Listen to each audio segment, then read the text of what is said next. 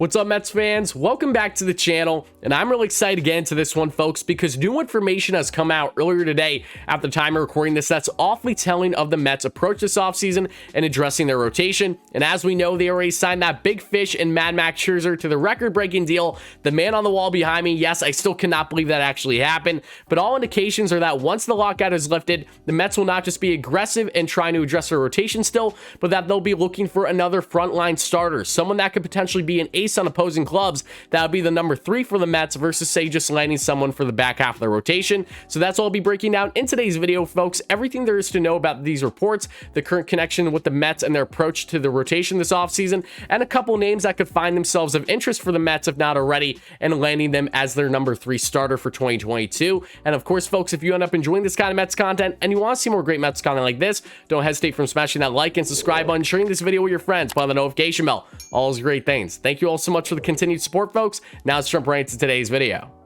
All right, folks, so all this information stems from a piece that came out by Jeff Passan, who of course covers the MLB through ESPN. Make sure to check out that in the description down below if you haven't already, folks. There is a paywall, but don't worry, I'll be breaking down exactly the most important stuff on the Mets side. But he came out with this tweet giving the talking points here of the topic of discussion on the 24-hour span in free agency and how historic it was, but how the Mets were trying to land not just Max Scherzer, but Kevin Gausman too, together significantly. And what that tells me is multiple things. One, I'm not all that surprised, but it really goes against what a belief was, because Kevin Gausman, if you guys don't know, signed with the Toronto Blue Jays, and he even took a pay cut to sign with them.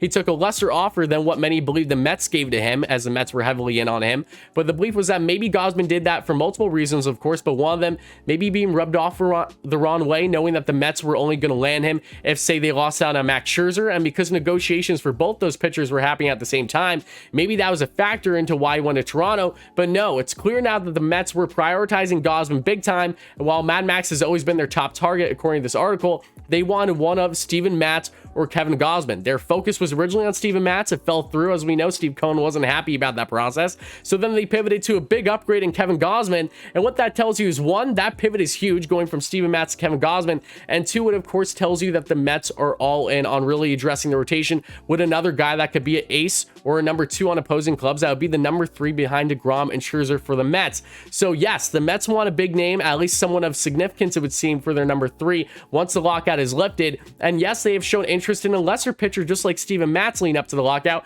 that being in Yusei Kikuchi, that we talked about plenty in live streams on how the Mets were one of multiple teams showing interest on him leading up to the lockout. He has yet to sign, of course, and that there were 3-year deals on the table for him. Not sure if the Mets were one of those teams that gave a 3-year offer to him, but Kikuchi is a lot like Matz, has been inconsistent, doesn't have as much longevity in the MLB as what Matz has had thus far.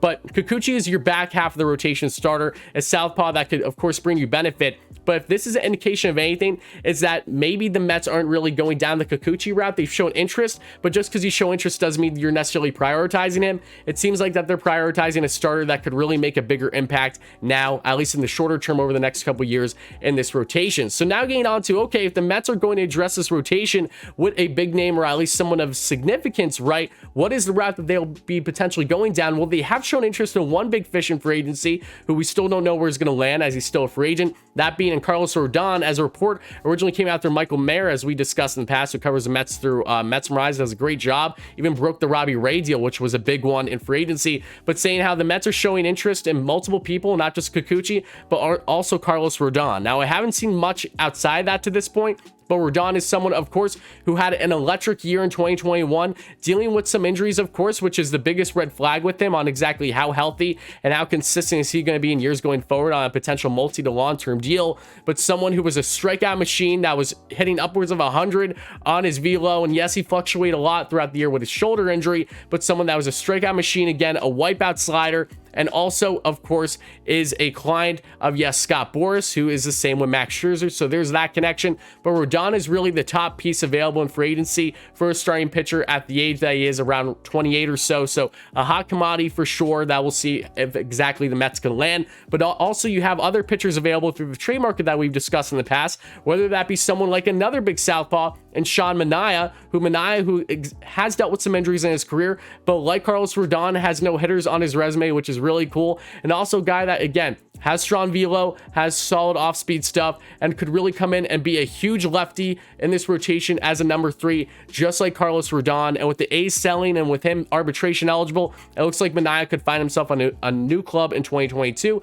and you can surely expect the Mets potentially be one of those rightful suitors. And then you have also another option, a cheaper option trade value-wise than Manaea, more than likely, that being in Chris Bassett. Bassett, who's a little bit older and is also a free agent after this upcoming season. Naturally, when you trade for a pending free agent, you know, you're going to get a deal that's going to be more beneficial to your team versus, say, what you would have to cough up for a guy that has multiple years of either arbitration or control overall. But Bassett, who's only been a starter in the MLB officially for multiple years now, a couple years I should say, has done a really good job with the Oakland A's, and even found himself after getting drilled in the face with a comebacker coming back, you know, a couple weeks later, and did a great job down the stretch for the A's. So another really strong piece that could come in as your number 3. So all in all, the Mets have a lot of options here, and we'll be discussing more in future videos and live streams.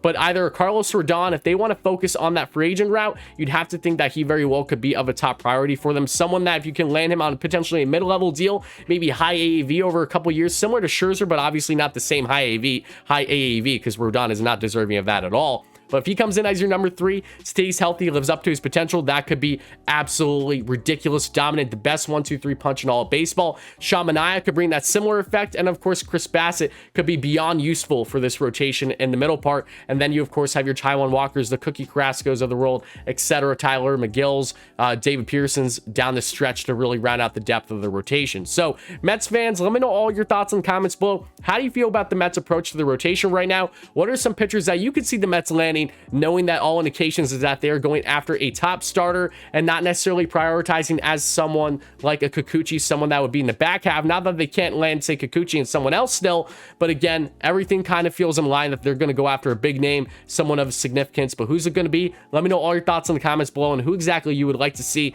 And of course, Mets fans, if you ended up enjoying this kind of Mets content and you want to see more great Mets content like this, make sure to smash that like and subscribe button, sharing this video with your friends, on the notification bell, all those great things. Thank you all so much for the continued support, folks. Always means the world to me. Of course, I'll talk to you soon. Let's go Mets, baby.